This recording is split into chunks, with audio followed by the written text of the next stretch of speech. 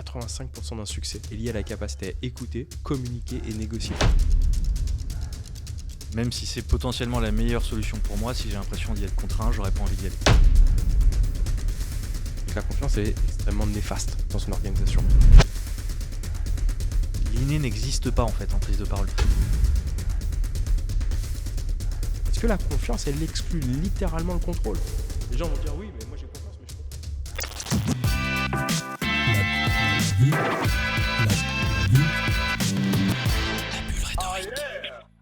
Bonjour à tous et bienvenue dans La Bulle Rhétorique, le podcast où on parle de la parole sous toutes ses formes. Aujourd'hui, je suis ravi d'accueillir Julien Pélabert, qui est expert en négociation et influence d'ailleurs, négociation et influence, enseignant à la Sorbonne, à l'ENA, à Sciences Po, entre autres choses, et surtout fondateur de l'Institut NERA, l'Institut de négociation et de recherche appliquée. Déjà, est-ce que j'ai oublié quelque chose dans cette présentation ? Rien du tout. Bonjour Jean-Corentin et ravi d'être avec toi sur ce podcast. Merci beaucoup pour l'invitation. Ravi d'échanger. Je t'en prie, écoute, moi je suis surtout ravi aussi de t'accueillir. Pour rentrer très vite dans le vif du sujet, est-ce que tu peux nous expliquer un peu plus en quoi consiste ton métier ? Le métier, il est assez simple, même s'il est sur une niche. On assiste, on conseille, on forme des entreprises, des organisations gouvernementales et des individus sur la conduite de leurs négociations les plus compliquées et les plus complexes. Autrement dit, dès que tu as des organisations qui vont aller chercher une forme de performance, il peut y avoir des freins à cette performance en interne ou en externe. En interne avec les collaborateurs, en externe avec des clients, des prospects ou autres. Et l'idée, c'est de les aider à prendre conscience d'un autre champ des possibles s'ils se forment un système de négociation. Voilà. Après, on peut redéfinir ce qu'est la négociation si tu veux. Ouais. Ça facilitera. Négocier, en fait, c'est trouver un accord avec quelqu'un qui peut te dire non. Et en fait, en ça, dans une structure, dans une organisation, 80-90% de tes interactions avec des gens autour de toi sont des interactions où chacun a la capacité de dire non. Donc la négociation, c'est quelque chose d'extrêmement vertueux en fait dans une organisation ou même dans sa vie privée. Ça permet vraiment de surmonter des désaccords, des conflits et d'aller dans cette opportunité créer de la valeur. Ok, très bien, très clair. Et justement, c'est quoi les enjeux que tu gères en général avec tes clients ? Quel type d'enjeux ils rencontrent ? C'est très très large. Si tu veux, nous, on a créé un système de négociation qui est vraiment sur la mécanique de décision. C'est comment tu peux obtenir un accord avec quelqu'un qui peut te dire non. On a un prisme de clients qui est extrêmement large. Notre premier client historiquement, c'est la première entreprise du CAC 40 sur l'énergie. On forme le top 300 sur les 100 000 salariés. Donc c'est le haut potentiel groupe avec des gens qui vont négocier en unité de valeur qui est le milliard. On les forme, on les assiste et à 17h, j'ai un coaching avec le patron d'un pays. Qui est sur des problématiques très particulières. On va avoir des cabinets d'audit, d'avocats. On a 3 Big Four, PwC, KPMG, Deloitte, qu'on accompagne sur ces sujets-là. On va avoir dans la grande distribution des directions achats. Je ne vais pas forcément nommer, mais on a tous ces enseignes en tête dès qu'on va faire nos courses. On a beaucoup de banques qui nous accompagnent, qu'on accompagne sur la partie banque d'investissement, banque de détail. Donc, banque de détail, c'est les agences que tu as autour de chez toi. Les banques d'investissement, c'est les gens qui vont investir sur les marchés. On a un prisme de clients qui est très large. On a le BTP, on a les travaux publics. On a vraiment un prisme de clients très large. Ce qui fait qu'on n'a pas d'expertise sur le métier des gens qu'on accompagne. La réalité, c'est qu'on se rend compte que quand tu négocies avec un client, un fournisseur, quand tu négocies en interne, quand tu négocies avec ta conjointe, ton conjoint, tes enfants ou un forcené, des fois on peut mettre enfant et forcené au même niveau de négo, en fait ça passe toujours par la même mécanique, tu vois, au niveau de la prise de décision. Et c'est vraiment ça notre travail, c'est-à-dire qu'on va intervenir aussi bien sur des fusions-acquisitions, sur des rachats de parts d'associés, là en ce moment on est là-dessus, on a un sujet vraiment en cours dans l'industrie du recrutement. On va intervenir sur du kidnap and ransom en tout ce qui est cybercriminalité, sur des négociations commerciales à fort enjeu et d'autres sujets. Parce qu'en fait, la mécanique de décision, c'est toujours la même. Ouais. Et donc, notre travail, c'est vraiment de comprendre ce qui se joue là-dessus et d'amener une personne qui peut te dire non à te dire oui. Créer le champ des possibles. Ok. Et alors justement, cette dynamique, enfin plutôt cette mécanique, est-ce que tu peux nous la résumer ? Est-ce que c'est quelque chose qui peut se résumer en quelques mots déjà ? Ouais, oui, c'est quelque chose qu'on peut résumer. Si tu veux, c'est déjà de comprendre comment est-ce que toi, tu as l'habitude d'obtenir ce que tu veux. De manière générale, il n'y a pas énormément de façons. La première façon qu'on va retrouver, c'est ce rapport qu'on va avoir à la force, au pouvoir pour contraindre l'autre. La menace, la récompense, plein de choses. Le deuxième niveau, ça va être le rapport qu'on va avoir à la règle, donc à l'institution, la loi et ça. Et en fait, Le problème du pouvoir ou de la règle, c'est que c'est quelque chose qu'on appelle de la motivation extrinsèque. C'est quelque chose, la motivation extrinsèque, c'est une motivation qui ne dépend pas de l'individu. Tu vois, quand tu étais jeune, par exemple, c'était tes parents qui disaient si tu as une bonne note en mathématiques, tu auras une récompense. Ouais, ce que tu veux. Donc en fait, tu vas pas chercher la bonne note en mathématiques parce que ça t'anime, mais parce que tu as une récompense. Ça peut être le statut, ça peut être un pouvoir de récompense financier. Il y a plein de façons de récompenser.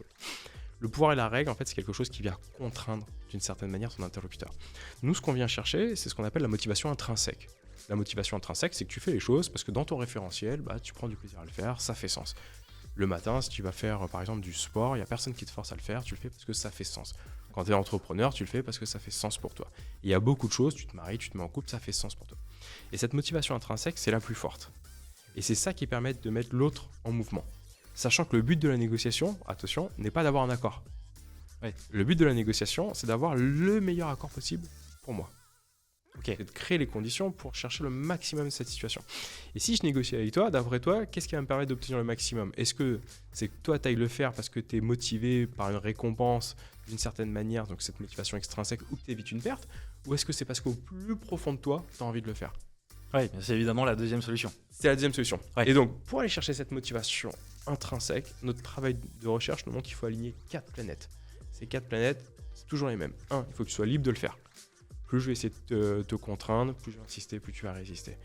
Donc là, l'idée, c'est de comprendre cette liberté. Et ça va diminuer le principe de réactance, qui est un principe en psychologie sociale. Voilà, c'est que si j'essaie de te priver de liberté, tu vas tout mettre en œuvre pour au contraire me dire que tu n'es pas d'accord. Même si c'est potentiellement la meilleure solution pour moi, si j'ai l'impression d'y être contraint, j'aurais pas envie d'y aller. Clairement. Parce que là, en plus, ça va toucher ton orgueil. Ouais. Et l'orgueil n'a pas d'oreille, ça veut dire que comme il n'a pas d'oreille, il n'est pas capable d'écouter. C'est un sujet en plus qui t'est cher. Ouais. Et s'il ne peut pas écouter, qu'est-ce qu'il fait ? Il parle.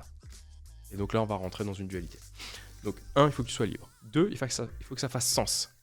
Sens dans ton référentiel par rapport à tes croyances, à tes valeurs, par rapport à ton projet de vie, par rapport à plein de choses. Il faut qu'il y ait une continuité, une raison logique à ce que tu le fasses. Il faut que tu sois libre, il faut que tu aies du sens, il faut que tu aies un bénéfice. Pareil. Donc un gain dans l'action de faire quelque chose, soit pour aller chercher une récompense, soit pour éviter une perte, mais vraiment que tu perçoives le bénéfice à te mettre en action. Et 4, il faut que tu aies les capacités. Alors, juste pour revenir sur le troisième point, là pour le coup, ça comprend l'extrinsèque du coup. Ça va comprendre une partie d'extrinsèque, mais ce bénéfice en fait, c'est pas à moi de te l'expliquer, okay. C'est à toi de le visualiser. Je comprends. C'est dans ton référent. Je vais pas te dire ce qu'il y a de bon pour toi, ouais. Je vais te questionner pour que tu prennes conscience, toi. Ok, le bénéfice que je vais avoir, c'est ça. Si je te dis, tu fais ta séance de sport à 8h, derrière, tu vas pouvoir manger X calories, ou je te donne une prime, ou n'importe quoi, ça c'est une motivation extrinsèque. Mm-hmm. Maintenant, si je te questionne, c'est quoi les avantages pour toi que tu pourrais avoir à te lever à 8h du mat et à faire ton sport ? Comment ça pourrait impacter ta journée ? Ouais, c'est moi qui vais de moi-même développer le... Tu vas trouver un bénéfice, mais qui n'est pas financier, qui te dit, mais en fait, je vais être en bonne santé. Peut-être que ma réunion de 9h, je vais être au taquet, ce qui est la réalité. Je vais la percevoir différemment. Peut-être que je vais tenir, j'aurai pas de coup barre à 14h. Peut-être que je vais être en forme jusqu'à la fin de journée. Et c'est pas moi qui t'apporte la réponse. C'est toi dans ton référentiel qui voit un bénéfice ou qui va éviter une perte. Ça peut être des risques cardiaques, autres, tout que sais-je. Donc ça, c'est les 4 dimensions que je dois aligner. Libre, sens, il faut que tu aies un bénéfice et il faut que tu aies la capacité de le faire. Capacité en interne, ton cerveau, tu vois, la motivation et tout ça, l'envie, et capacité en externe, que tu aies tes chaussures, que tu sois levé à 8h du matin, que sais-je. Ok, super intéressant. Et il y a un autre point qui, je pense, est assez important, et je me souviens qu'on en avait déjà discuté il y a quelques mois, c'est la question de la confiance, qui est, je pense, un préalable à la négociation, ou en tout cas quelque chose qu'il faut activer. Est-ce que tu peux me donner, nous redonner, mais surtout la donner à ceux qui ne la connaissent pas encore, ta définition de la confiance? Je la trouvais super intéressante. Ouais, alors si tu veux, nous on a une vision de la confiance qui est particulière. Moi, ma perception, et on a le droit de pas être d'accord, donc les gens prennent ce qu'il y a de bon pour eux, c'est que la confiance est extrêmement néfaste dans une organisation ou dans la négociation. La confiance, c'est fidere en latin, tu vois, fiance. Et con, c'est un préfixe intensif que tu vas retrouver qui veut dire de manière plus importante. Je suis condamné, je suis damné, et de manière plus importante par la justice. Ta conjointe, t'es joint, et de manière plus importante, tu vis avec. Convaincre. Bon, c'est toujours la même logique. La confiance, c'est que tu abandonnes le contrôle d'une situation pour t'en remettre à une croyance. Je fais confiance dans le destin, dans le hasard, dans ces choses-là. Pourquoi est-ce que les gens font confiance ? Ils font confiance parce que donner foi donne moins de peine que de contrôler. Ça nous achète enfin une forme de sérénité. Mais plus tu vas faire confiance, plus tu vas amener tes collaborateurs dans une structure ou dans ta vie à une forme de paresse sociale. Et il y a plein d'expressions qui montrent que la confiance, elle n'est pas bonne. Il a pris la confiance. Il a tapé la confiance. L'abus de confiance, c'est du pénal, tu vois. Donc en fait, la confiance, c'est que tu t'en remets à une forme d'incertitude. C'est réellement le luxe de celui qui n'a rien à perdre. Et dans une négociation, si j'avais confiance, je te questionnerais pas. Pourquoi je te questionnerais? Tu m'as dit ça. J'aurais pas besoin de contractualiser. Tu me dis, Julien, on a le podcast à 10h30. J'arrive à 10h50. Tu me dis, Julien, mais t'es où? T'inquiète, Jean-Corentin, fais-moi confiance. Et t'en es où sur tes objectifs? J'ai pas besoin de remplir le CRM. Je suis bon, t'inquiète. C'est comme un sportif de niveau qui, à 14h, reste à compétition. Tu lui demandes, est-ce que tu t'es échauffé? Est-ce que tu t'es entraîné? Oh, t'en fais pas. Je suis le meilleur. Ouais. Ça fait pas sens. Donc tu vois, plus les gens vont confiance, plus ils vont dans une zone de routine, de paresse sociale et donc de sous-performance. C'est vraiment le luxe de celui qui n'a rien à perdre. Si tu n'as rien à perdre, tu peux faire confiance. Maintenant, ça ne répond pas à la question de la performance qu'on vient chercher en négociation. La première émotion qu'on vient avoir en négociation, pour nous, c'est peur-espoir. C'est pas peur et espoir, c'est peur-espoir. C'est une dynamique, tu vois, c'est un mélange des deux. Okay. Comme pour moi, dans la culture taoïste, c'est pas yin et yang, c'est une incompréhension, c'est yin-yang. Le yin est le futur du yang est le futur du yin. Oui. Et c'est la même chose. La peur, c'est le futur de l'espoir et c'est le passé de l'espoir et c'est circulaire. Tu vois, tu peux pas dire que c'est binaire. C'est pas que l'un ou que l'autre. Et l'un existe parce que l'autre existe, c'est circulaire, c'est comme les saisons. Bon, c'est vraiment une culture taoïste. Donc tu as cette peur-espoir qui t'arrive. La peur, c'est l'attente d'un échec ou potentiellement le faire face à un danger. L'espoir, espérer en latin, c'est l'attente d'un succès ou potentiellement d'un bénéfice. Le problème que l'on va avoir, c'est que dans cette interaction à l'autre, sur une première fois, sur peur-espoir, peur peut prendre l'ascendant sur espoir. Peur de te faire avoir, peur d'avoir une interaction qui ne fonctionne pas, peur de t'engager sur quelque chose qui ne fait pas sens, etc., etc. Et donc, ça va générer de la méfiance à l'autre. Plus il va y avoir de la méfiance, plus il va y avoir de l'immobilisme, de la sidération et de la sous-performance. En fait, ce qu'on doit aller chercher en négociation, c'est une absence de méfiance et une absence de confiance. Le fait d'avoir cherché une absence de méfiance et une absence de confiance va te permettre de générer une petite zone qu'on appelle de la sécurité psychologique. C'est-à-dire que j'ai pas peur de te dire je suis pas d'accord avec toi. Comment est-ce qu'on pourrait faire ça différemment? Qu'est-ce qu'on pourrait mettre en place pour que ce podcast il fasse sens? Parce que j'ai pas peur. Mais j'ai pas suffisamment confiance pour arriver à 14h alors qu'on avait rendez-vous à 10h30. Pour ne pas performer. Comme un sportif de haut niveau. Je dois travailler ma préparation mentale pour avoir une absence de méfiance. Mais je dois absolument éviter cette confiance en soi qui va être nuisible. Et ça, c'est ce qu'on appelle cette sécurité psychologique. Parce que la réalité, quand moi je vois des négociateurs qui disent « moi j'ai créé une relation de confiance », c'est faux. Je veux dire, j'ai même pas confiance dans ma conjointe. Non mais il est là le sujet. Alors, comment tu vas pas créer une relation de confiance avec quelqu'un que tu connais pas? Tu vas pas créer une relation de confiance avec un forcené ou avec quelqu'un qui est un criminel avec qui tu fais du kidnapping. C'est pas une relation de confiance. Parce que la confiance, elle exclut littéralement le contrôle. Les gens vont dire oui, mais moi j'ai confiance, mais je contrôle. Ben non, c'est-à-dire que t'as pas confiance. Ouais, moi j'ai confiance dans ma conjointe et c'est pour ça qu'on a fait un contrat de mariage séparé. Ben non, ça montre bien que t'as pas confiance. Et donc, en fait, cette confiance, si t'as rien à perdre, ça vaut le coup. Je dis pas que c'est la stratégie, elle est pas bonne, mais le résultat peut être très bon.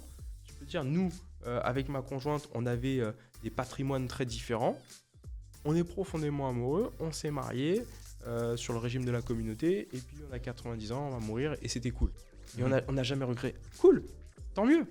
Mais tu prends plus de risques en faisant ça que l'inverse. C'est la même chose que tu me dis, moi tu vas voir le parallèle, j'ai mis tout mon argent que j'ai mis de côté, j'ai joué au millionnaire. Et j'ai gagné. Ok, le résultat est bon. Est-ce que la stratégie était bonne? Je sais pas dire. Tu vois, c'est deux choses différentes. Quand je dis j'ai pas confiance dans la conjointe, j'ai une absence de méfiance totale. Mais j'ai pas suffisamment confiance pour lui remettre les clés de ma destinée. En fait, moi je le vois un peu autrement. C'est que il y a une confiance dans la personne en l'état actuel. Oui. Mais il y a beaucoup de choses qui peuvent venir évaluer, interférer, etc. Enfin, plutôt évoluer, interférer sur tout ça. Et donc, c'est plutôt de profiter d'un instant de confiance où justement, il n'y a rien qui attaque, qui ne crée de raison de ne pas avoir confiance. Oui. Donc, comme tu le dis, absence de méfiance. C'est justement de profiter de cette confiance qu'on a à ce moment-là pour assurer, organiser justement ce cadre-là. Moi, je pense surtout aux questions des pactes d'actionnaires ou ce genre de choses. Quand je croise des jeunes entrepreneurs, je leur dis toujours, là, tu as des associés, tu t'entends super bien avec eux. C'est la lune de miel, c'est l'équivalent d'un peu de la lune de miel. Complètement. Profitez-en. Là, il n'y a pas de dispute, vous vous entendez bien.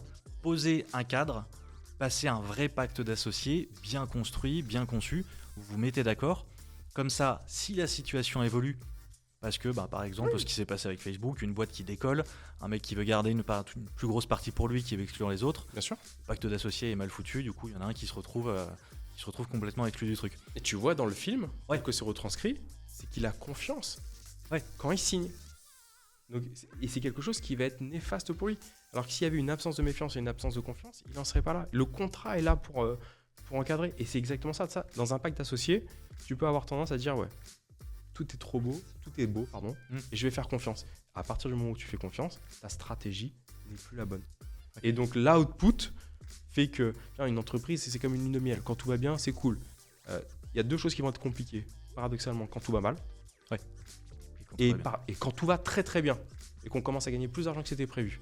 Et là, l'argent va générer des comportements, en fait, comme l'alcool, ça exacerbe réellement quitter. Si t'es quelqu'un de généreux, t'es encore plus généreux. Si t'es un con, encore plus con. Et donc, c'est un catalyseur. Donc, bien sûr. Et il est là le problème, c'est que la confiance, si tu veux, elle va être limitante. On peut parler de confiance, à la limite, chez les forces spéciales ou chez certains policiers ou gendarmes, quand ils rentrent à 6h du mat dans une pièce, quand ils rentrent, boum, ils ne regardent pas derrière eux s'ils ont quelqu'un. Ok, c'est un enjeu de vie ou de mort. C'est différent que ce qu'on a à 99% dans nos interactions. Tu vois, il est vraiment là le sujet. Et encore même dans ce cadre-là, c'est-à-dire que, en gros, pour simplifier, ce que tu résumes, ce que tu décris, c'est l'officier, le soldat, etc., qui doit avoir une confiance totale en son partenaire. Mais même là, il a confiance en lui parce que cet homme-là a suivi le même entraînement que lui, parce qu'il y a eu le même accompagnement, etc. Ah, mais t'as résumé exactement les choses qu'on a vues. Non, mais c'est un construit relationnel. Le travail de Valérie Neveu nous montre que la confiance est un sentiment de vulnérabilité et d'interdépendance. Donc plus tu vas faire confiance, plus tu deviens vulnérable, plus tu deviens interdépendant. Quel est le bénéfice à faire ça? C'est que ça nous évite une charge mentale. C'est juste ça. Et donc, vu qu'on est dans un monde de plus en plus complexe, avec de plus en plus d'informations, la confiance nous permet de ne pas être en mode parano. Tu vois, la paranoïa nous amène à une surcharge cognitive de furieux, qui n'est pas vivable dans nos quotidiens. Donc, on a besoin d'aller chercher cette absence de méfiance. Mais attention, dans l'interaction à l'autre, à ne pas basculer dans la confiance, qui est de dire « je remets mon futur dans les mains de l'autre ». Ok. Et c'est là que tu as l'abus de confiance. D'un point de vue pénal, c'est que tu remets ton futur dans les mains de l'autre, so far so good, jusqu'au jour où, voilà. Et la confiance, c'est quelque chose de très paradoxal. Alors il y a Nicolas Taleb qui en parle dans un livre qui s'appelle La théorie du signe noir, qui en parle assez bien. C'est pas parce que l'autre t'a pas trahi, il te trahira pas dans le futur. Et il donne l'exemple, alors qui est très connu, de Loi. Tu vois, Loi, tu la nourris le 1er janvier, elle te fait pas confiance. Boum, le 2 janvier, tu vas la nourrir et tous les jours tu la nourris. Donc tu as une courbe de confiance, tu vois, qui augmente. Puis le 24 décembre, c'est Noël. Et tu lui coupes la tête. Et elle s'y attendait pas. Plus un événement est improbable, plus les conséquences sont importantes. C'est vraiment cette théorie du signe noir. La confiance, c'est la même chose. Plus tu la donnes, plus tu la donnes, plus tu la donnes. Et ça n'exclut pas le jour où, avec ce biais d'induction, l'autre va la rompre. Et plus tu leur as donné, plus ça va te coûter. Plus un événement est improbable, plus les conséquences vont être importantes pour nous. Ce qui est le cas de toutes les crises. Les crises, elles sont toujours imprévisibles. Et c'est pour ça qu'elles ont un impact important. Maintenant, on va être très très bon, c'est ce que nous dit Nicolas Taleb, on est très très bon pour expliquer le futur quand il est passé. Oui, c'est ça. Ouais, 28 février, attentat de Sarajevo, Première Guerre mondiale, on lit la presse de l'époque, jamais les gens pensaient qu'il y aurait une guerre. Les Allemands, ils devaient être à Paris quelques semaines. Tu vois, donc, bien sûr. Maintenant, dans tous les livres d'histoire, on va t'expliquer, bien sûr, c'est une évidence, la crise des subprimes. 380 000 personnes aux États-Unis, une population de 30 à 40 000 économistes, aucun n'a été capable de le voir. Aujourd'hui, moi, j'enseigne à la Sorbonne, première année d'éco, on t'explique comment la crise des subprimes, c'est une évidence. Ok, 20 ans après. Mais c'est ce que moi c'est ce que j'appelle la rétro-analyse.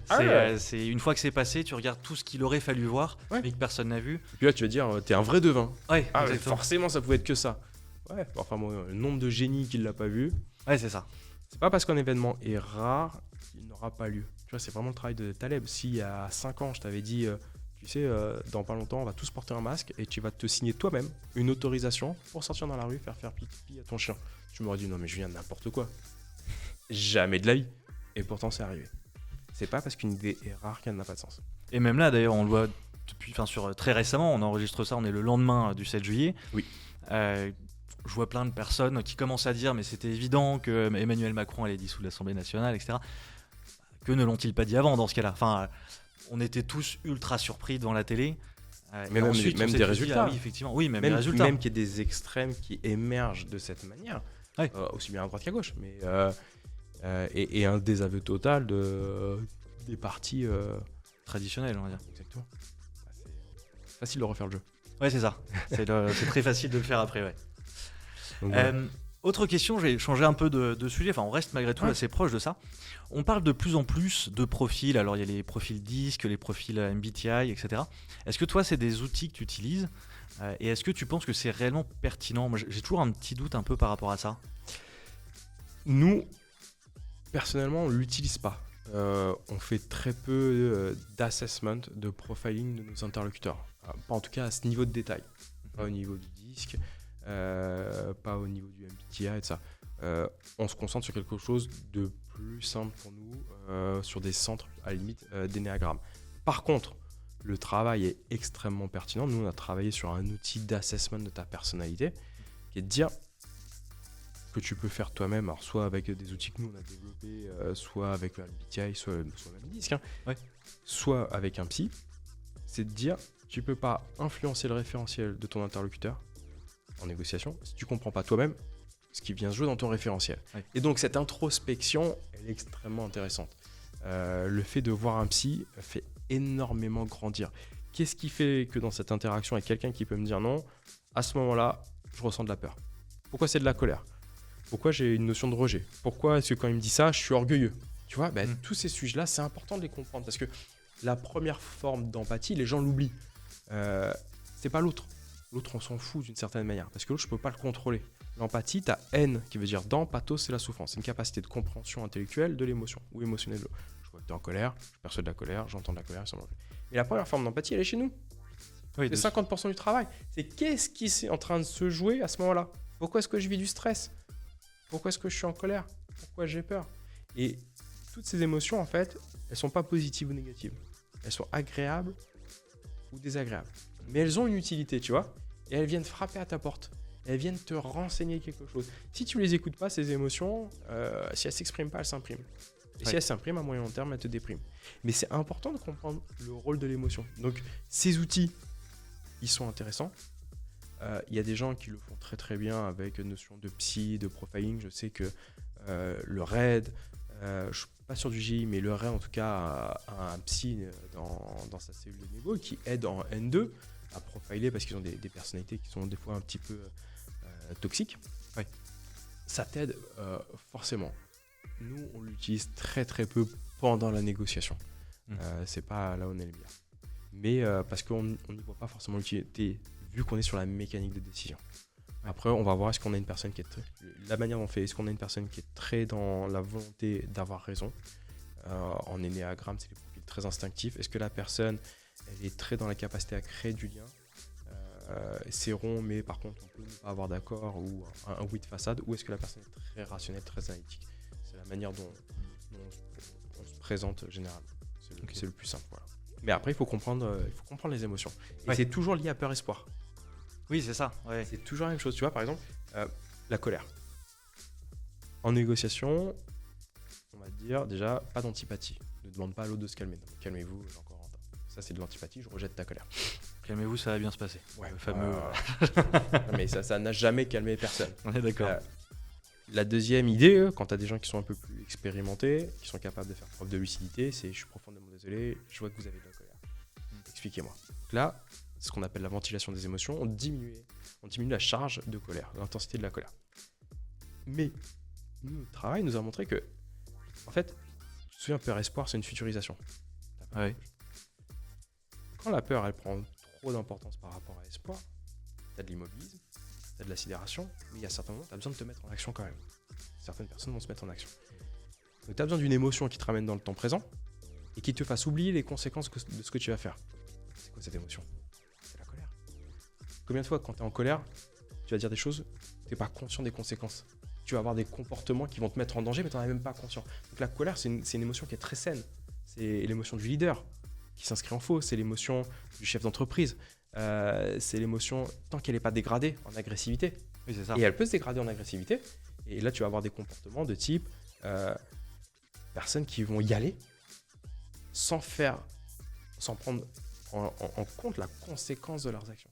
Donc quand tu es face à quelqu'un qui est en colère, tu peux questionner la colère. Mais tu peux aussi questionner quelle est la crainte que vous avez qui vous met en colère. À côté de quoi est-ce que je passe? Ça peut être le fait d'avoir des croyances qui sont erronées et d'avoir construit sa vie là-dessus. Les gens qui vont manifester dans la rue, par exemple, au lendemain des élections avec cette colère, c'est la peur que leur construction mentale n'est pas partagée, ne soit pas forcément la bonne. La peur de se faire avoir, la peur de ne pas obtenir ce qu'on veut. Et donc, on t'en revient à peur-espoir, mais avec peur qui a pris l'ascendant sur espoir. Tu vois? Et donc, en fait, les émotions désagréables, tu peux venir les analyser sur cette dynamique yin-yang, peur-espoir. On en revient aux fondamentaux. Et d'ailleurs, là-dessus, sur cette question des émotions, il y a aussi le fait, tu en parles un peu, de maîtriser ses propres émotions. Moi, il y a quelque chose que j'ai appris à faire, j'essaye de le faire le plus souvent possible, c'est quand je sens qu'il y a une émotion forte, que je sois en colère ou quoi que ce soit, de juste nommer l'émotion. Ouais. Ça me permet d'être beaucoup plus en maîtrise. Ça fait pas que la colère va s'en aller directement, mais d'être beaucoup plus en maîtrise et de me dire, ok, là je réagis comme ça, donc enfin plutôt j'agis comme ça. Est-ce que c'est guidé par quelque chose de rationnel? Est-ce que j'ai raison de faire ça? Ou est-ce que c'est juste mon émotion qui parle et qui va m'amener à quelque chose que je vais regretter après? Comment tu te sens après, quand tu l'as nommé l'émotion? Beaucoup mieux. Donc tu as raison de le faire. Exactement. Alors, c'est le travail de Lieberman. Lieberman dit que le fait de mettre des mots, c'est une introspection, c'est un focus interne en psychologie, ventilation des émotions, catharsis, c'est la même chose. Réactive une partie qui est plus émotionnelle de ton cerveau, réactive une partie qui est plus analytique de ton cerveau, donc la partie émotionnelle diminue. C'est le processus de ventilation des émotions. Mais un autre travail que tu peux faire, c'est pourquoi est-ce que je vis cette émotion? Vu que l'émotion, tu te souviens, c'est un différentiel entre une projection et une réalité. C'est pas la réalité qui te fait vivre l'émotion. C'est ce que toi, tu attendais de la situation. T'es en déplacement. T'envoies pas de message le soir à ta conjointe. Elle t'envoie un message d'embrouille, ouais, t'aurais pu m'écrire de ça. Pourquoi? C'est pas le fait que tu lui envoies pas de message, parce que hier ou le lendemain, tu lui en as peut-être pas envoyé. C'est elle, dans son référentiel, elle se dit, si j'avais été à sa place, j'aurais aimé qu'il m'envoie un message, j'ai pas reçu de message, ça me met en colère, parce que ça vient nourrir une peur. Ouais. Donc ça parle d'elle, ça parle pas de toi.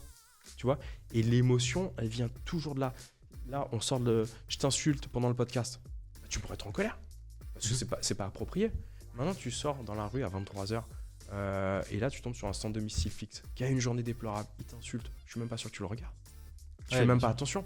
C'est pas l'insulte qui te met en colère. C'est juste le différentiel entre ce que tu as projeté et la réalité. Et là, ça devient intéressant parce que qu'est-ce qui rend une négociation difficile? C'est pas l'enjeu. C'est l'émotion que tu vas mettre sur cette négo. Plus tu vas donner de l'importance aux conséquences de ta négo, à la futurisation, au succès ou à l'échec, plus tu vas vivre des émotions importantes. Et plus tu vas vivre des émotions importantes, plus ça va être compliqué pour toi parce que tu vas baisser en lucidité. Tu vois? Ouais. Il est là le sujet de la difficulté dans la négociation. C'est pas ce qu'on fait qui est difficile, c'est l'enjeu qui est à la clé. Créer un différentiel encore plus grand entre ce que je projette et la réalité. Si tu reviens au stoïcisme, la seule chose que tu peux contrôler, c'est ta perception de ton environnement. Ouais. Dans le bouddhisme, il y a se détacher d'eux. Dans la philosophie indienne, il y a le dharma. Plus tu arrives à te détacher des conséquences de ta négo, plus émotionnellement tu es neutre, et plus tu vis ton sujet avec sérénité. Ouais. Tu vois? Et ce que tu dis, c'est marrant, ça me fait penser, et j'imagine que c'est aussi un outil que tu utilises, mais à ce qui est écrit, je crois que c'est Marshall Rosenberg, sur la communication non violente. Oui. Où c'est exactement ça, c'est ne pas se dire, comprendre qu'on a une émotion en pensant qu'on reproche quelque chose à quelqu'un parce qu'il a fait ça, alors qu'en réalité, c'est simplement parce qu'il n'a pas conscience que nous, on attendait ça. C'est ça. Donc de ne pas lui reprocher et simplement d'exprimer son émotion en lui disant ce qu'on attendait et sans lui reprocher de ne pas l'avoir fait. Et peut-être qu'il a l'intention de nous nuire, ok, soit, mais c'est que dans son référentiel, lui, ça fait sens. Oui. Tu vois? Et on en revient toujours à ça. Donc négocier, c'est trouver un accord avec quelqu'un qui peut te dire non. T'acceptes, c'est l'hypothèse de base, que l'autre puisse te dire non. Et tu l'acceptes dès le départ, et t'acceptes aussi en retour de pouvoir lui dire.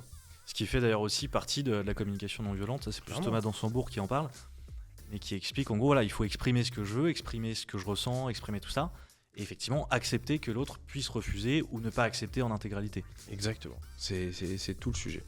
Tu formes aussi sur la communication non violente ou pas du tout ? On aborde ces notions de comment tu mènes des conversations difficiles, comment tu fais preuve d'assertivité exactement.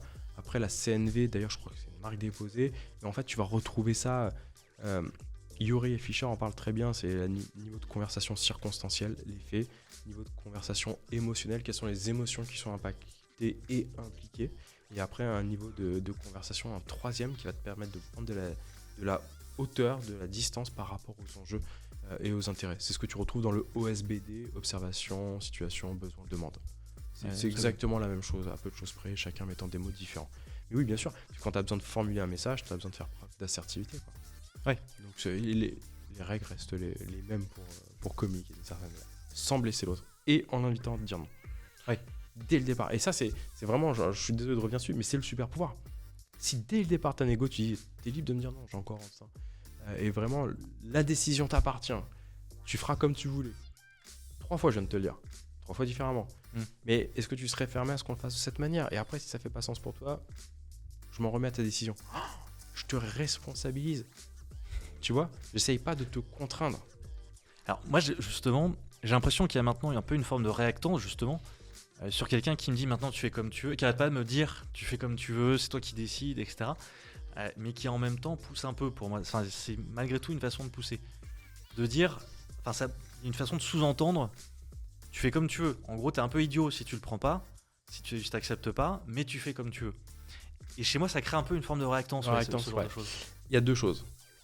Un, c'est un sujet, toi, qui te plaît, sur lequel tu te formes, tu t'intéresses, et donc potentiellement, comme dans l'art oratoire, tu vas avoir ça, et moi je l'aurais pas forcément, tu vas avoir les ficelles. Oui. Et ça, c'est quelque chose qui est extrêmement désagréable. Le fait d'en être conscient, 99% des gens en France n'en sont pas conscients. Mais après, c'est quoi l'intention de ton interlocuteur ? Et ça fait toute la différence. Est-ce que l'intention de ton interlocuteur, c'est d'être une opportunité pour toi ? Et dans ce cas-là, tu ne vas pas le voir. Ou est-ce que son intention, dans la technique, c'est de prendre l'ascendant sur toi ? Ouais. Et là, il peut dire exactement la même chose. Mais toi, tu vas sentir qu'il y a un truc il y a une dissonance qui est en train de se créer. Et ça, que tu sois formé ou pas. Moi, j'ai formé des commerciaux qui, techniquement, en écoute, en influence, étaient des brutes.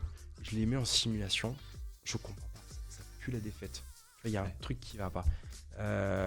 J'ai Eric Blondeau, qui est un de mes mentors en négociation, à cette petite subtilité qui te dit est-ce que tu veux être dans le care ou est-ce que tu veux être dans le scare ? Alors, c'est-à-dire dans le care, est-ce que dans mon interaction à toi, je veux prendre soin de toi ?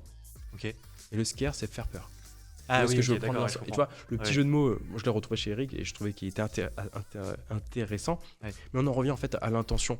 Jim Camp en parle sur la notion de mission on purpose. Nous, on en parle dans l'EFP. C'est tout ce qu'on fait doit être fait dans le référentiel de l'autre pour être une opportunité pour lui, pour être une solution pour lui. Et c'est exactement ça qu'en fait on vient chercher dans la négociation. C'est avant être une opportunité pour l'autre et seulement dans un second temps, je pourrais avoir des opportunités. Ouais. L'intention fait toute la différence. Ouais, mais c'est vrai qu'effectivement, je le sens quand je discute avec quelqu'un qui veut me vendre quelque chose. Je sens effectivement cette différence. Le mec qui est là juste pour me vendre quelque chose et celui où je sais très bien qu'il a quelque chose à vendre, mais où je ressens plus cette proximité, cette intention bienveillante. Ouais, c'est un mot que j'utilise peu, mais cette vraie bienveillance dans l'approche. Quelqu'un qui n'hésite pas à me dire ok, non, on a parlé, je comprends que ce que je propose, c'est pas bien pour toi. Éventuellement, tu peux aller voir un tel, etc. Mais même s'il me dit pas ça, et que ça correspond. Bien sûr. C'est l'intention, cette intention, on la ressent, ouais. C'est un truc que tu n'expliques pas forcément. Ouais. C'est vraiment, tu vois, la première question qu'on peut se poser quand on rentre en interaction sur la négociation, et moi c'est la première que je pose aux personnes, c'est notre principe numéro 1, c'est l'être humain est animé par un espoir de bénéfice pour lui. Dès qu'il rentre, il a un espoir de bénéfice. La première question que je demande aux gens, c'est comment est-ce que vous pouvez être une opportunité pour autrui ? Non mais c'est pas possible. Jean-Corentin, il y a une semaine, il vient de m'envoyer une lettre pour me licencier. Le sujet, c'est pas d'être une opportunité pour Jean-Corentin, c'est de récupérer ma mise. Non, t'as pas compris. L'opportunité, c'est d'être une opportunité pour Jean-Corentin. Et si t'arrives à trouver ça, tu vas voir que récupérer ta mise ou n'importe quoi, c'est un moyen. C'est ça qui va lui permettre de réaliser son plan parce que tu es une opportunité pour lui. Donc on doit toujours faire ce focus qui est comment est-ce que je peux être une opportunité pour l'autre. C'est la première question qu'on doit poser en négociation. Comment est-ce que je peux aider l'autre? Super intéressant. Et justement, est-ce que tu as un cadre, ou plutôt un cas, un exemple d'une négociation un peu difficile où ça a été compliqué d'identifier ce qu'attendait l'autre ou autre chose, mais un exemple comme ça dont on peut tirer des leçons? Il y en a plein. On a eu une négociation sur une structure que je ne vais pas forcément nommer, où l'un avait 80% des parts, l'autre 20%. Celui qui avait 80%, au bout d'un certain nombre d'années, a remercié monsieur 20%. De manière assez abrupte et avec une dévalorisation de ce qui avait été mis sur la table, qui est en millions d'euros, c'était dévalorisé à quasiment 60%. Ok, tu vois, s'il avait mis 1, on lui proposait 3. Là, l'idée au départ, c'est de dire, est-ce que je rentre dans la négo? Il faut que je récupère mon 1. C'est une base de données. C'est un ordre de grandeur. Qu'est-ce que je mets en place pour récupérer le 1? Le 1, bah en fait, la réalité, c'est que tu peux pas le contrôler. Tu peux pas contrôler le fait de récupérer le 1. Donc, c'est pas un bon objectif. L'objectif, ça va être de dire, s'il te remercie, c'est qu'il a un espoir de bénéfice. Forcément. C'est quoi cet espoir de bénéfice? Et comment est-ce que, en partant, tu peux être une opportunité là-dessus? C'est incroyable, parce que tu vois, c'est paradoxal, c'est pas la première chose qu'on se dirait. Ouais. Et en fait, on en arrivait à l'hypothèse qui est de dire, la personne, monsieur 80, dans la séparation, puisque paradoxalement aussi il prend des risques parce qu'il y a plusieurs pays, c'est vraiment un gros truc, c'est qu'il veut revenir à une croissance autonome avec moins de contraintes et moins de complexité. Ouais. Et donc tout ce qu'on met en place, c'est exactement, mon seul objectif, c'est de t'accompagner pour que dans le départ, tu puisses revenir à une croissance autonome avec moins de contraintes, moins de complexité. Comment est-ce que je peux t'aider là-dessus? Et tu vois, ben là, quand on te propose, alors qu'il y avait 1 par exemple, et qu'on te propose 0,3, tu peux pas l'accepter. Pourquoi? Parce que si tu acceptes 0,3, tu sais que tu vas aller au pénal. Tu sais que tu vas au pénal, tu vas rapporter de la complexité et de la contrainte pour ton interlocuteur. Et donc, il est là, tu dis non, je peux pas l'accepter, mais c'est pas pour moi, c'est pour vous. Parce que ça va pas dans votre plan d'aller chercher de l'autonomie avec moins de complexité et moins de contraintes. Donc, comment est-ce qu'on peut faire maintenant? La décision elle vous appartient, parce que c'est vous qui avez 80%. Donc, on se soumet à votre décision, on va pas la... Mais quelles conséquences pour la structure derrière si on va ça. Et quels bénéfices on peut aller chercher à capitaliser sur un transfert qu'on va pouvoir écrire, qu'on va pouvoir communiquer et auquel on va pouvoir donner du sens. Et tu vois, tu es en train de créer ce différentiel. Et une opportunité pour l'autre, même si une semaine avant, vraiment tu le vis comme une trahison, parce que c'est une trahison, réellement. Mais tu as le dilemme en négociation que tu as toujours dans la vie, je pense. Est-ce que tu vas avoir raison ou est-ce que tu vas avoir le maximum de la situation? Tu te souviens, le but de la négo, c'est d'avoir le maximum de la situation. Tu peux pas avoir les deux. Soit je vais avoir raison et je vais t'insulter et je vais prendre l'ascendant et je vais te montrer qui est le patron. Mais je connais la conséquence. Soit je mets mon orgueil un petit peu en deçà, position basse, j'accepte. Et je me dis, c'est pas grave. In fine, ce qui m'importe, c'est d'être une opportunité pour l'autre. Parce que je sais que si je suis une opportunité pour l'autre, derrière, je pourrais tout prendre. Et c'est ça le sujet de la négociation. Et c'est ça qui est compliqué. Parce que, tu vois, la complexité dans cette négociation, elle est émotionnelle pour la personne qui a mis de l'argent, qui a mis 2 ans et demi de sa vie dans ce projet, qui s'est investi familialement, qui a bougé, qui a une référence dans ce sujet et qui émotionnellement peut aussi le vivre difficilement. Donc, il est là le sujet. Et c'est marrant, ça me fait penser à quelque chose que moi j'ai eu, c'était pas des montants j'imagine aussi importants, mais j'ai travaillé quelques temps à l'Assemblée nationale. La députée pour laquelle je travaillais a intégré le gouvernement. Oui. Elle m'a du coup licencié. D'accord. Sachant que moi j'avais quitté un CDI pour venir bosser avec elle et je me retrouve du jour au lendemain sans rien. Et en fait, j'ai négocié pour avoir quand même quelques bonus, on va dire, à la sortie. Notamment en le faisant un peu involontairement, mais je m'en suis rendu compte après, en faisant miroiter, on va dire, certaines peurs. Parce qu'en ayant été dans ces équipes, en fait, pendant plusieurs mois, j'avais tout géré. J'étais tout seul dans son cabinet à ce moment-là. Donc j'avais tout géré. Et notamment les comptes, notamment les dépenses, avec des dépenses qui étaient légales, mais pas forcément morales. D'accord. Et donc en gros, je pense qu'elle a craint, en fait, quand j'ai formulé mes demandes de façon un peu sèche, Je pense que ce qu'elle a entendu, c'est donne-moi ça, ou je C'est balance au canard enchaîné, ou n'importe quoi. Processus de menace. Et ouais, mais sauf que je l'ai jamais dit. Oui. Et je l'avais même pas en tête en fait. C'est après, après coup, en me relisant, je me suis dit, mais en fait, ça se trouve, elle a cru que je la menaçais, alors que c'était pas du tout ça. Je lui rappelais juste ce que j'avais fait, tout le travail que j'avais fourni chez elle, et que j'estimais que ça méritait pas de me laisser partir comme ça directement, etc. Et donc, il y a quelque chose qui est de l'ordre du non-dit, et finalement, des craintes ou des espoirs d'ailleurs, qu'on peut activer chez l'autre, sans même en avoir conscience finalement. Mais c'est peur-espoir, tu vois. On en Ouais. revient toujours à la même chose. Et soit tu vas poser... Parce que il y a plus puissant que de parler. J'en suis désolé. Ouais, non mais j'en suis convaincu. Il y a plus puissant que de te dire à quel point la conséquence, elle va être désagréable. Il y a te questionner. Quelles conséquences si demain, cette information, on la retrouve canard enchaîné? La personne, tu lui dis pas. Tu ne lui imposes pas une croyance ou une perception. Mhm. Tu le questionnes. Et là, elle, dans sa tête, explosion. Pouf, bam, bam, bam, bam, bam. Et cette projection va devenir une réalité pour elle. Elle Ouais. va tout faire pour la fuir. Donc tu vois, dans le questionnement, en fait, tu viens peindre une vision chez l'autre. Et après, bah, le pouvoir, c'est une force. Comme toutes les forces en physique, ça se pousse, ça se tire. C'est très simple. Soit tu utilises ton pouvoir pour augmenter l'autre, pour être une opportunité, pour solutionner son problème. Soit à un moment donné, tu te dis, il n'y a pas grand-chose à gagner, c'est compliqué.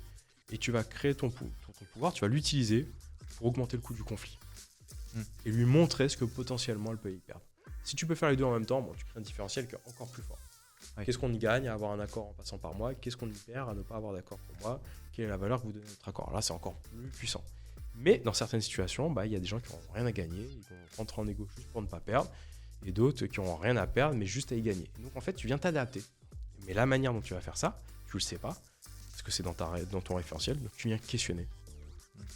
Tu vois, à côté de quoi est-ce qu'on passe? Où se trouve la complexité si demain, vu que j'ai tout géré, vous repartez à zéro? Comment est-ce que je peux vous aider à faire de cette transition quelque chose qui vous apporte sérénité? Ouais. Boum. Et finalement, ouais, il y a une part de théorie des jeux en fait là-dedans aussi. Oui, alors la théorie des jeux, enfin, je vois pas comment tu. Ouais.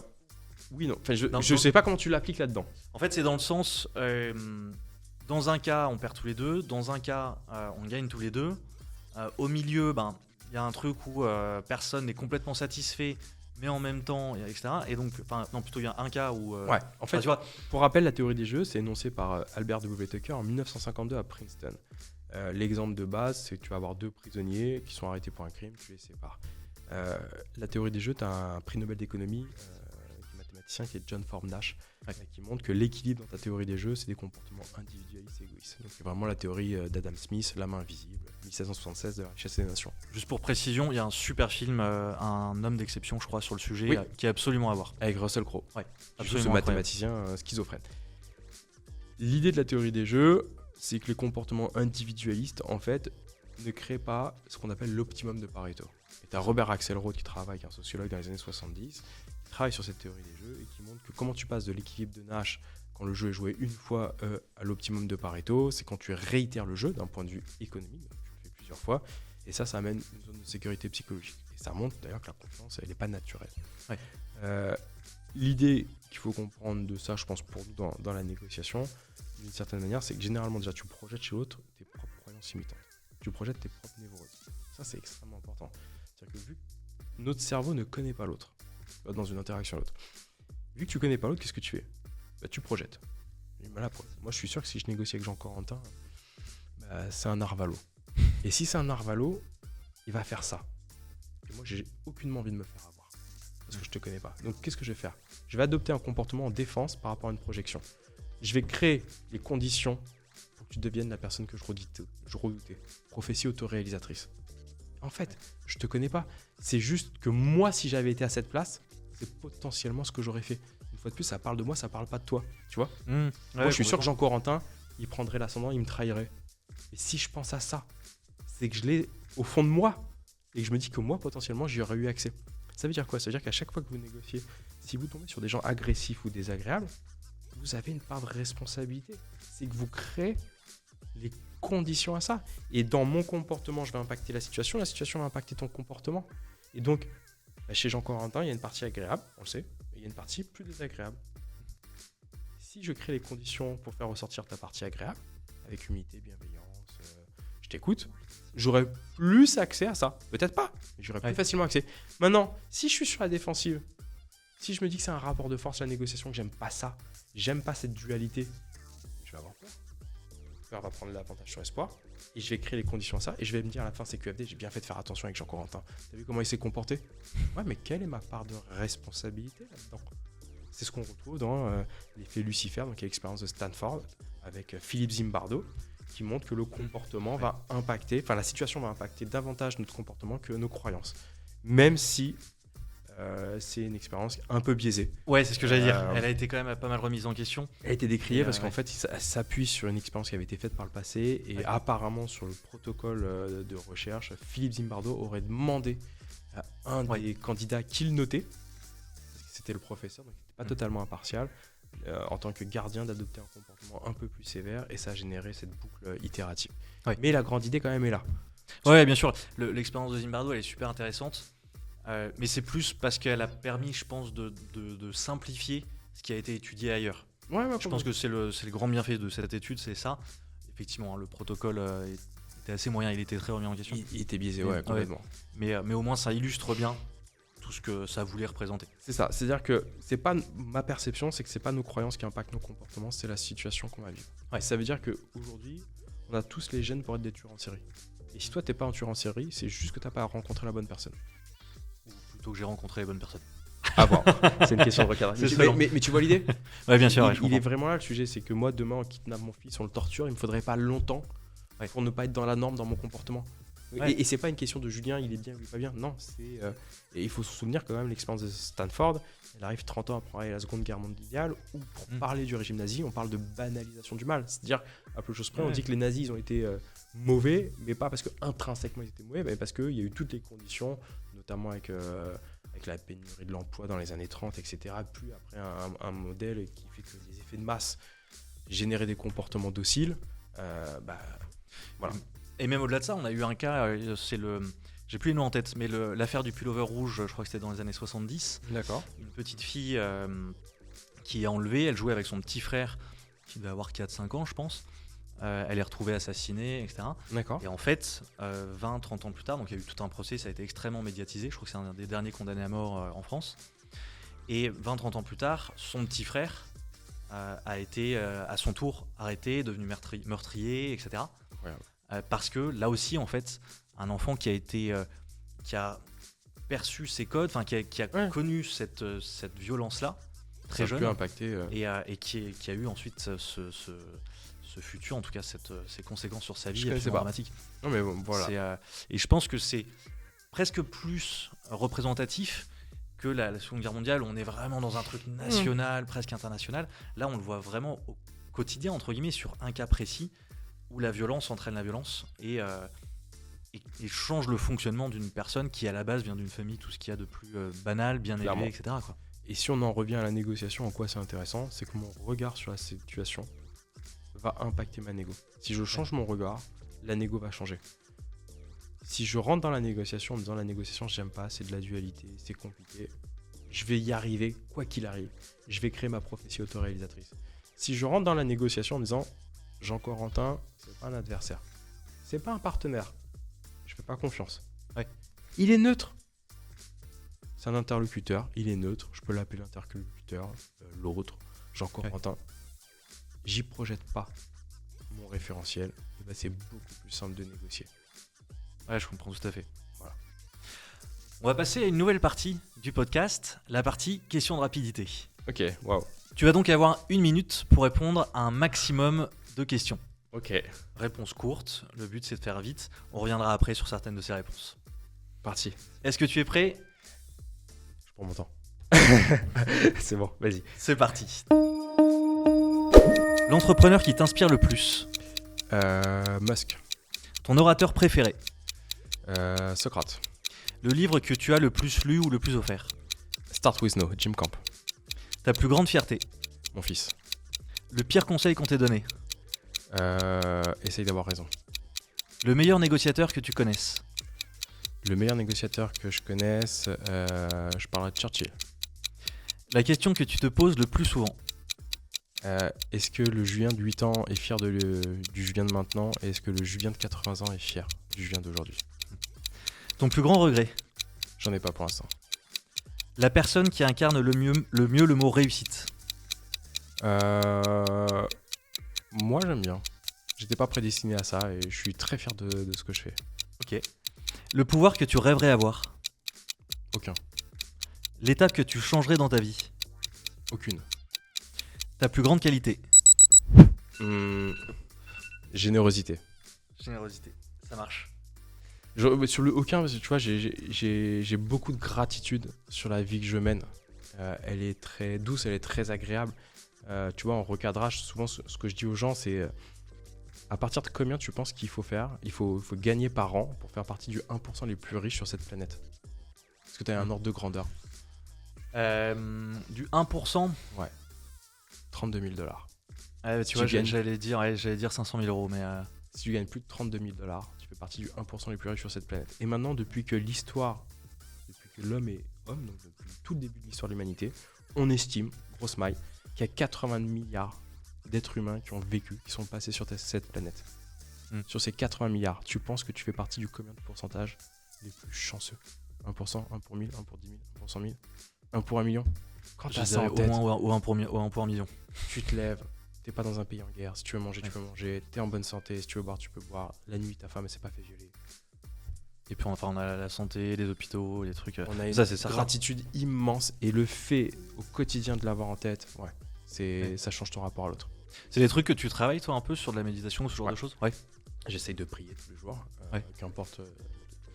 Je suis plus lié au bouddhisme parce que je trouve que c'est quelque chose qui fait sens, même si c'est pas une religion. Ouais, c'est de la gratitude et c'est de prendre le temps aussi de prier et de méditer, c'est la même chose. Pour remercier et pour se rendre compte de la chance qu'on a. Excellent. Tu disais sur le je vais revenir, le meilleur négociateur que tu connaisses, tu disais Churchill? Ouais, Churchill, j'aime bien. Il y a un aspect, enfin une partie de ce qu'il a fait en particulier qui t'inspire? Non, mais je trouve qu'il est fin. Il est fin, il est intelligent et en plus, il a tout dans la forme qui montre que tu t'en méfies pas, quoi. Il est pas arrogant, il est pas pédant. J'ai commencé à lire sa biographie par François Kersaudy. D'accord. Qui est passionnante, je sais pas si tu as déjà lu. Ça vaut vraiment, c'est très long, donc je lis vraiment chapitre par chapitre. Je lis un bouquin entre chaque chapitre. Et effectivement, il a un parcours de vie qui, je pense, lui a permis aussi de devenir ce négociateur et l'orateur qu'il est, puisqu'à la base, c'est pas du tout quelqu'un qui est à l'aise, bègue, un père qui l'écrase beaucoup, etc. Il a un parcours de vie extrêmement inspirant. Tu peux pas réussir si quand tu as été jeune, je pense, ma croyance, t'as pas des choses qui ont été compliquées. Parce que tu réussis toujours en t'inscrivant en faux sur quelque chose. Si le cerveau de l'être humain, il est feignant, il aime sa zone de confort. C'est un avare cognitif, nous dit Kahneman, qui prend une Nobel d'économie sur la théorie des perspectives. Dès que tu te mets en risque, ça te coûte. Et pour que tu te mettes en risque, il faut que tu sois revanchard sur quelque chose. Ça peut pas être autrement. Les gens qui ont tout eu, tu vois, ils font pas des grandes choses. C'est les gens qui n'ont pas eu, qui ont connu des blessures, qui ont connu des difficultés, qui ont envie de réussir. Et d'une certaine manière, c'est un peu tu regardes dans les comics ou dans les Marvel, ou tous ces trucs-là, c'est quoi la différence entre le héros et le méchant? C'est toujours la même chose. Ils sont orphelins. Ouais, toujours. Et ils ont eu une traversée du désert absolument incroyable. Ils n'ont jamais réussi à s'intégrer. La seule différence, c'est il y en a un qui va dire moi ce que j'ai vécu qui était atroce, plus jamais je veux que ça arrive, et ça va être le héros. Et l'autre, c'est moi tout ce que j'ai vécu, ça a été atroce, et je veux montrer au monde entier à quel point ça a été atroce, et je vais partager cette souffrance aux autres. La grande différence entre le héros et le méchant. Ouais. Mais tu peux pas avoir un héros ou un méchant si t'as pas connu cette complexité. Parce que d'ailleurs, on peut comparer à l'entrepreneuriat. Certains le font pour concevoir quelque chose de bon, de positif pour l'humanité, etc., pour faire avancer les choses. D'autres le font dans un but purement personnel, de revanche sur la vie, et qui n'a d'autre intérêt qu'eux-mêmes. Ouais, mais même celui qui le fait pour le monde entier, c'est que ça vient le nourrir. Ouais, bien sûr. Ça reste égoïste quand même, quoi qu'il arrive. Ouais, bien sûr. Mais il y en a un qui est moins destructeur. Ça, j'avais étudié ça en école de commerce.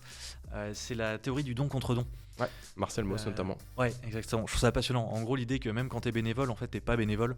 Tu le fais parce que t'attends quelque chose, même si c'est inconscient. T'attends une reconnaissance sociale, t'attends de partager, de faire des rencontres, etc. Tu le fais. En fait, dans le fond, on ne fait rien par pur bénévolat. on ne fait rien par générosité. Et on en revient à ce principe numéro 1, tu te souviens ? L'être humain est animé par un espoir de bénéfice pour lui. Tout ce qu'il fait, c'est 100% parce qu'il est égoïste et qu'il vient prendre sa petite dose, comme un dealer de drogue, dopamine, ocytocine, sérotonine, endorphine. Et c'est ça qui fait que le monde est bon. Et c'est pas une question de bien ou de mal. Et pourtant, tu dis que ta plus grande qualité, c'est la générosité. Ouais, parce que ça me rapporte. Ok. Parce que j'ai l'impression d'être une belle personne, très égoïstement. Ouais, ok, ça marche. Il y a une question que je t'ai pas encore posée, et un sujet dont on n'a pas encore parlé qui m'intéresse beaucoup. C'est que tu as donné une conférence TED il y a quelques années qui a cartonné. Aujourd'hui, elle a fait plus d'1 million de vues sur YouTube. Comment est-ce que tu l'as préparée ? C'était quoi le secret derrière cette conférence pour que ça cartonne autant ? Waouh, gros travail. Ouais. Déjà, pas beaucoup de talent, gros travail. C'est 5 à 6 mois de travail. Ok. J'ai eu 3 coachs. J'en ai eu un pour l'écriture qui connaissait rien à la négo, qui a été génial. Un coach en art oratoire. Génial parce que comme il ne comprenait rien à la négociation, il m'a recadré à chaque fois pour me dire, tu vois, le début, moi ma conférence TED, je l'ai fait comme une carte de visite. L'objectif, c'était d'avoir de la visibilité et de vendre mon travail. Ouais, clairement assumé. Mon coach, il m'a dit, pour qui tu l'écris ? Tu sais, ce syndrome de l'imposteur où tu veux parler à tes pairs, PAIRE, mais pas au mass market. Ouais. Et donc tu te trompes de cible. Ça m'a permis de simplifier. En fait, je voulais faire une démonstration de mon savoir et c'était l'erreur. Donc simplifier le message. J'ai eu un deuxième coach qui a tout relu, qui était en mode supervision, qui m'a donné un super conseil. Il m'a dit, il vaut mieux que tu fasses quelque chose de court et de moyen que quelque chose de long et de moyen. Oui, ça c'est clair. Alors là, il avait tout dit. Donc le TED, en fait, il était calculé pour faire... Normalement, c'est 18-19 minutes un TED. Là, il était calculé pour faire 15-16. Je crois qu'il doit faire un tout petit peu plus au final. Et j'ai eu un troisième coach qui était un acteur, un comédien sur la gestuelle. Vraiment, tu vois, le fait d'occuper l'espace. Parce que mine de rien, t'es tout seul. La scène, elle est grande. Voilà. 5-6 mois d'écriture où les choses ont été beaucoup remaniées. La conclusion est passée, l'introduction, etc. Et l'idée, c'était très simple. Une seule promesse, très simple, mais un peu clivante pour susciter l'attention. Négociation, ne cherchez pas le compromis. Alors que les gens, quand ils pensent à la négociation, ils pensent à compromis. 3 sous-parties avec 3 astuces que tu donnes, que chacun va pouvoir appliquer. Et sur chaque sous-partie, les gens le regarderont peut-être un peu différemment. Il y a un storytelling qui me met en scène, mais qui est une forme de personal branding. Qui est de dire, moi j'ai la chance d'accompagner des entreprises différentes, boum, référence. Moi j'ai la chance de partager mon travail avec des cellules de négo, boum. Moi j'ai la chance de donner des cours à la Sorbonne ou à HEC, boum. Les 3 commencent pareil. Un storytelling pour que les gens imaginent, une conclusion avec le takeaway, c'est-à-dire l'astuce qu'il faut garder. Et les 3 sous-parties sont exactement de la même chose. Et donc voilà comment il a été fait, une introduction assez large sur laquelle tout le monde soit se retrouver et une conclusion avec les 3 points qui sont à garder. Ouais. Mais c'est intéressant en plus ce que tu dis sur je reviens notamment sur la première partie de la préparation. Moi, c'est ce que je fais toujours avec les gens que j'accompagne, notamment sur du pitch, pour de la levée de fonds ou ce genre de choses. Ouais. Très souvent, quand je les ai au téléphone avant qu'on commence, ils veulent m'expliquer ce qu'ils font. Je leur dis non, surtout pas. Je veux pas savoir ce que tu fais avant qu'on commence à travailler ensemble pour une raison simple, c'est que je veux voir ton pitch tel que tu le présentes. Si à la fin, j'ai pas compris ce que tu faisais, déjà, c'est qu'il va falloir qu'on revoie tout. Tout à fait. Ce qu'il faut, c'est que je vois comment tu te présentes, comment tu présentes ton projet. Si je le comprends à l'issue de ton pitch, déjà on a une bonne base. Super. Ensuite, on va l'améliorer, etc. Mais effectivement, c'est super important de se dire qu'on parle à des gens qui ne connaissent pas potentiellement notre secteur, notre métier, qui n'ont pas notre degré de compétence. Et c'est comme ça qu'on y arrive. Et je pense que c'est la base de tout pitch, de toute présentation. C'est la base, mais en fait, la vraie base, c'est 80%, c'est le travail. Moi, je me souviens avoir un des speakers qui avait tout sur un post-it, qui avait une 50aine d'années, donc qui avait de la bouteille, qui avait une vraie expérience et qui il fanfaronnait pas, mais tu vois, nous on était plus jeunes, il était taquin. Regardez, moi, mon TEDx, il tient là-dessus. Et c'était le premier à mettre une semaine après TEDx speaker. Ouais, mais TEDx speaker, quand tu fais 1000 vues, ce qui est la réalité, c'est triste. Genre, ça se travaille, enfin, sauf à être extrêmement talentueux, mais ce qui n'était pas mon cas. Un TEDx, c'est une opportunité de malade. Et l'idée, c'est de le partager au plus grand nombre. Moi, j'entends, je comprends les gens qui mettent TEDx speaker quand tu as fait 2000, 3000, 4000 vues, mais est-ce que c'est représentatif vraiment de TEDx speaker? Je sais pas dire. Nous, on l'a vraiment beaucoup travaillé. Et puis après, beaucoup de chance, c'est que il s'est retrouvé à avoir un impact. Et je pensais pas que ça serait le cas. Et j'ai des gens qui l'ont vu 10, 20 fois. Parce que j'ai des gens qui donnent des cours de négo et qui me disent, moi, tous mes étudiants l'ont vu Et ça fait 7-8 ans. Ouais, là, il doit être à 1,2 million, donc il est dans le top 5 des TEDx français. Et je crois que worldwide, sur le sujet de la négo, ça doit être le 2e aujourd'hui. Et il est en passe de peut-être passer le premier. Ouais, il est super bien construit. C'est gentil comme tout. La construction était vraiment bonne. Ouais, mais c'est ce que je répète tout le temps. De toute façon, une bonne prise de parole, que ça soit une conférence, un pitch ou quoi que ce soit, ça se bosse. L'inné n'existe pas en fait en prise de parole. On peut être à l'aise de façon innée, ça ok, pas de souci, ça arrive. Mais d'être réellement bon pour transmettre un message, ça nécessite que le message soit bossé. Pour moi, dire je suis bon à l'oral donc ça va bien se passer, c'est comme de dire je suis bon à l'écrit donc j'ai écrit un bouquin ce matin et d'un seul coup.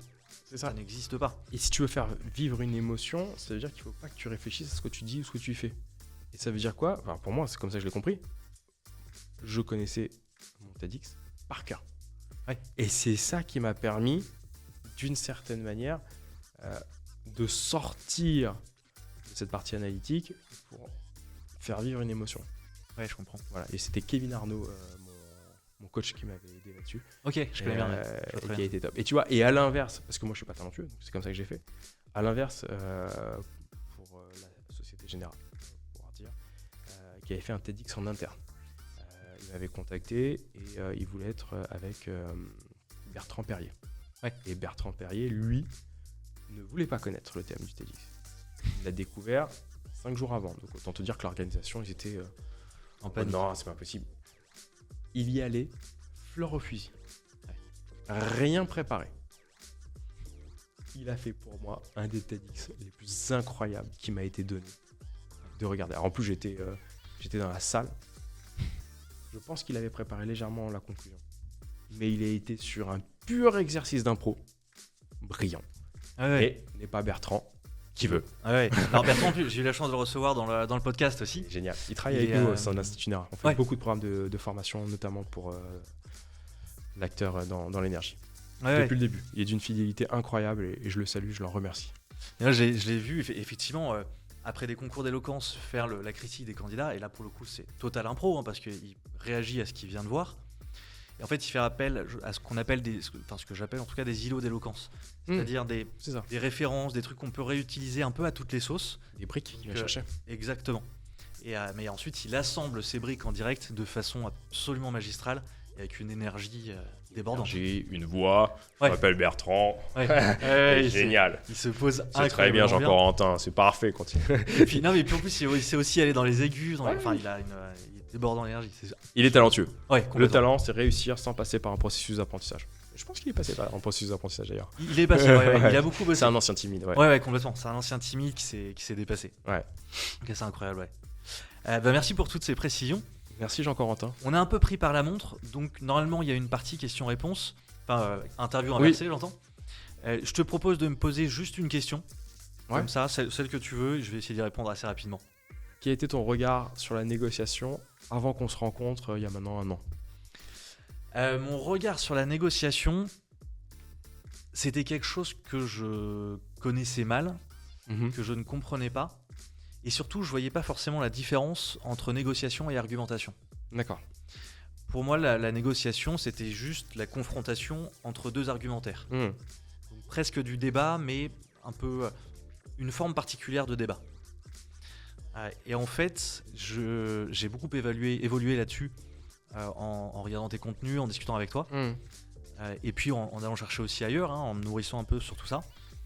Et j'ai compris que c'est vraiment une matière à part entière. On me demandait parfois de former des gens sur la négociation, parfois des particuliers qui voulaient s'améliorer là-dedans. Et je prends pas ces formations-là parce que je sais pas faire. C'est tellement particulier, ça demande des compétences, des techniques, des méthodes que je ne connais pas.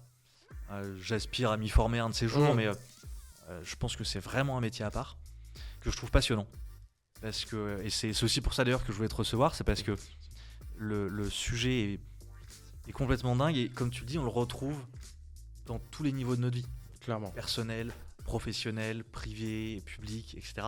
Donc vraiment quelque chose que je trouve assez épatant. Ouais. Je vous interromps 30 secondes pour vous parler du Mégaphone. Le Mégaphone, c'est un mail toutes les 2 semaines avec mes actus, des ressources, des conseils, des méthodes pour faire de votre parole une alliée dans votre croissance professionnelle. En bref, la première newsletter dédiée à 100% à la parole des pros et pas aux pros de la parole. C'est aussi 100% gratuit, le lien est dans la description, et nous, on reprend. Et c'est un truc qui est passionnant, et pourtant on n'est qu'une toute petite niche, on est très peu d'acteurs à en vivre de cette manière, sur ce type de complexité. Donc, mais je pense que ça va être amené à se développer encore dans les prochaines années. Mais comme la prise de parole, je pense que c'est les soft skills de façon générale vont être amenés à se développer. Ouais. Qui sont tout sauf doux. Qui sont, pardon ? Tout sauf doux. Oui, complètement. C'est une vraie qualité. À la limite, je finirai là-dessus, mon propos. C'est le Carnegie Institute of Technology, donc c'est une université américaine qui dit que 85% d'un succès est lié à la capacité à écouter, communiquer et négocier. C'est-à-dire qu'il y a 15% de ton succès professionnel qui est lié à ton expertise métier. Tout le reste, c'est ton interaction à l'autre, écouter, communiquer, négocier. Et on retrouve effectivement l'art oratoire, le pitch, l'interaction à l'autre quand il peut te dire non. Exactement. Merci Jean-Corentin pour ton invitation. Je t'en prie, écoute, merci à toi d'être venu et surtout merci pour tout ce que tu nous as appris aujourd'hui. Si on veut te retrouver, où est-ce qu'on peut aller ? Institut-nera.com ou sur mon profil LinkedIn. On publie beaucoup de contenu complètement gratuitement, donc que j'en hésite pas à s'abonner à la chaîne parce qu'on a du contenu, on a des newsletters, mais soit tout est sur Institut Nera, soit sur Julien Pelabert, profil LinkedIn. Voilà. Parfait, je mettrai tout ça dans la description. Merci beaucoup encore une fois. Merci pour l'invitation. Venu. Et puis de votre côté, je vous invite à commenter, dites-nous ce que vous avez pensé de cet épisode. Si vous avez des questions là aussi, envoyez-les nous, je les transmettrai à Julien et on pourra vous répondre sous la vidéo. Et puis comme d'habitude, si ça vous a plu, surtout pensez bien à ne pas vous abonner, comme ça vous êtes certain de louper les prochains épisodes. Encore merci Julien. Merci Jean-Corentin. Merci à vous et ciao.